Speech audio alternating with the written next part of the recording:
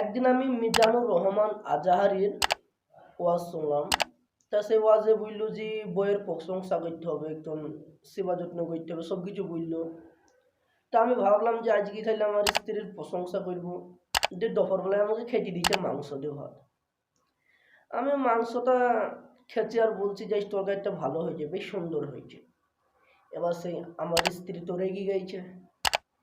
রেগে যাওয়ার পর বলছে, না মনে আমি 3 বছর থেকে তরকারি দিয়ে দিচ্ছি, ভালো লাগে না, আর আজকে পাশের বাড়ির ভাবির তরকারি দিয়ে গেছে, সেই তরকারিটা অনেক মজা হয়েছে।